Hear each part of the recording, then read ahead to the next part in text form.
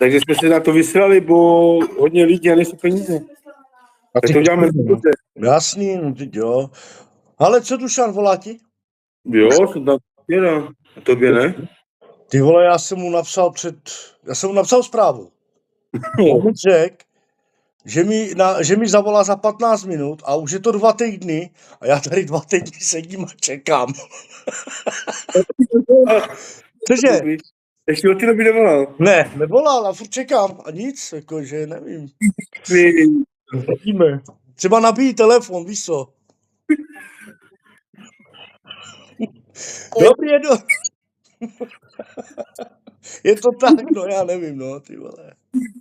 Tak zkusím další týden, no, to dám ještě tady. Ale prdel mám dřevěnou už.